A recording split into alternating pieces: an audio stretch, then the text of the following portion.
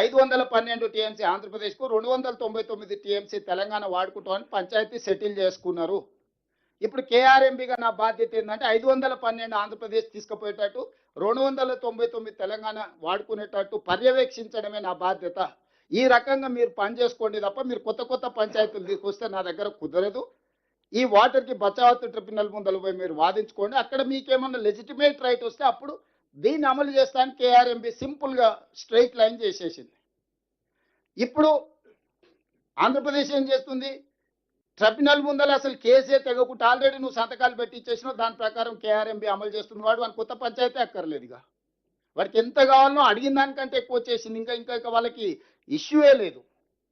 కానీ చంద్రశేఖరరావు ఏం వాదించాల్సిన అవసరం ఉండే? అంతర్జాతీయ జల విధానంలో పరివాహక ప్రాంతాన్ని బట్టి నీటి కేటాయింపులు జరగాలి. పరివాహక ప్రాంతం తెలంగాణకి 71% ఉంది, ఆంధ్రప్రదేశ్కి 29% ఉంది. కాబట్టి 555 టీఎంసీలు మాకు ఇవ్వాలి, మిగిలినవి ఆంధ్రప్రదేశ్కి ఇవ్వాలని ఫస్ట్ తెలంగాణ రాష్ట్రం వచ్చిన తర్వాత అపెక్స్ కౌన్సిల్ మీటింగ్లో చంద్రశేఖరరావు ఈ వాదన వినిపించాల్సింది. రెండో పాయింట్ ఏంది? బేసిన్ లోపలనే నీళ్లు వాడాలి, బేసిన్ బయటకు తరలించడానికి వీల్లేదు. ఇది రెండో విధానం. సో ఈరోజు ఆంధ్రప్రదేశ్ కృష్ణా బేసిన్లో వాడట్లేదు కృష్ణా నది జలాలను, పెన్నా బేసిన్కి తీసుకెళ్తున్నారు. ఈ రోజు పోతిరెడ్డిపాడు ద్వారా వీటన్నిటిని తీసుకెళ్లి పెన్నా బేసిన్కు తరలిస్తారు. కాబట్టి మేము ఎట్టి పరిస్థితుల్లో బేసిన్ బయటకు తీసుకెళ్లడానికి మేము ఒప్పుకోము.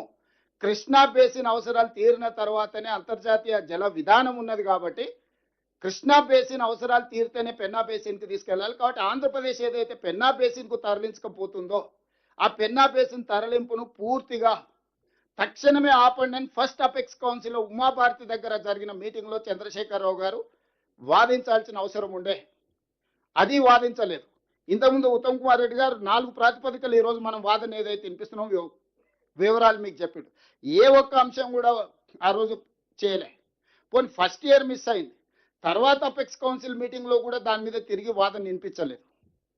సో ఈరోజు ప్రధానంగా ఆంధ్రప్రదేశ్ కృష్ణానది జలాలను పూర్తి స్థాయిలో ఆధిపత్యం సాధించడానికి కారణం చంద్రశేఖరరావు గారు తీసుకున్న 2014 నుంచి 2023 వరకు జరిగిన నిర్ణయాలు. రెండవది, ఈరోజు పాలమూరు రంగారెడ్డి ఎత్తిపోతలు ఎందుకు వివాదాస్పదమైంది? జూరాల నుంచి నువ్వు శ్రీశైలం తరలించడంతో ఆంధ్రప్రదేశ్ కేసు వేయడానికి అవకాశం వచ్చింది. నువ్వు ఆ ప్రాజెక్టును 2022 వరకు డిపిఆర్ఏ తయారు చేయలే. ఎందుకు చేయలే? డిపిఆర్ తయారు చేస్తే పబ్లిక్ డాక్యుమెంట్ అవుద్ది. పబ్లిక్ డాక్యుమెంట్ అవుతే 32,200 కోట్ల నుంచి 75,000-80,000 కోట్లకి ఎప్పుడైతే అంచనాలు పెరిగినాయో అది ప్రజలందరికీ తెలిస్తే, కాస్ట్ బెనిఫిట్ రేషియో మీద మొత్తం చర్చ జరిగితే, చంద్రశేఖరరావు లిఫ్టుల పంపుల కంపెనీ యజమాని ఏం దొంగతనం దోపిడీ చేస్తుండ్రో ఆ దోపిడీ బయటకు వస్తుందని చెప్పి 7 ఏళ్ళు ఆయన డిపిఆర్ డీటెయిల్ ప్రాజెక్ట్ రిపోర్టే తయారు చేయలే. 20,000 కోట్లు కాంట్రాక్టర్లకు బిల్లులు ఇచ్చే వరకు చేయలేదు. 2019లో పబ్లిక్ హియరింగ్ పిలిచిండు, పబ్లిక్ హియరింగ్ చేయలే. 2020లో పబ్లిక్ హియరింగ్ పిలిచిండు, పబ్లిక్ హియరింగ్ చేయలే.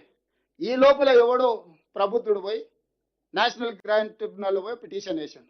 అసలు ఈ పాలమూరు రంగారెడ్డి ఎత్తిపోతలకు ఎలాంటి పర్యావరణ అనుమతులు లేవు. పర్యావరణ అనుమతులు లేకుండా ప్రాజెక్టు నిర్మించడానికి వీల్లేదు.